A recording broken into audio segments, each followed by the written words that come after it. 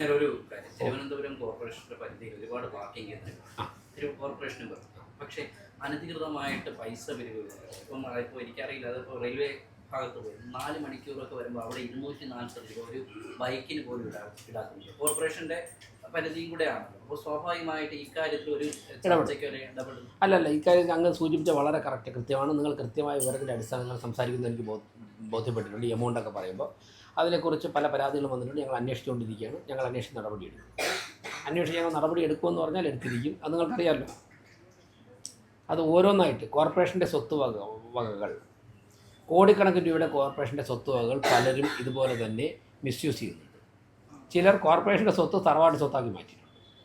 ചിലർ കോർപ്പറേഷൻ്റെ പാർക്കിംഗ് കേന്ദ്രങ്ങൾ ഉൾപ്പെടെ ഇങ്ങനെ അനധികൃതമായി പണം ഉണ്ടാക്കാനുള്ള മാർഗ്ഗമാക്കി മാറ്റിയിട്ടുണ്ട്. ഇതിലൊക്കെ തന്നെ ഞങ്ങൾ ഇടപെടും. ഇതിലൊക്കെ തന്നെ പൂട്ടുകയും 1 by 1 ആയിട്ട്. പക്ഷേ ഞങ്ങളൊരു പ്രശ്നമുള്ളത്, ഒരു കാര്യം ചെയ്യുമ്പോഴേക്കും, ഒരു ഭരണസമിതി ചെയ്യുമ്പോഴേക്കും നിയമപരമായിട്ടുള്ള മുന്നൊരുക്കങ്ങൾ കൂടി നടത്തിയിട്ടേ ഞങ്ങൾക്ക് ചെയ്യാൻ സാധിക്കുകയുള്ളൂ. അല്ലെങ്കിൽ ഇത് ഓരോരോ കോടതികളിലും കേസായിട്ട് കെട്ടിക്കിടക്കുകയും ഇവർ ഇതൊക്കെ കൂടുതൽ കാലം വച്ച് അനുഭവിച്ചുകൊണ്ടിരിക്കും. അപ്പോൾ കൃത്യമായിട്ട് അതിൻ്റെ നിയമവശങ്ങൾ കൂടി പരിശോധിച്ചതിന് ശേഷം ഞങ്ങൾ നടപടിയെടുക്കും. ഇതൊക്കെ അവസാനിപ്പിക്കും.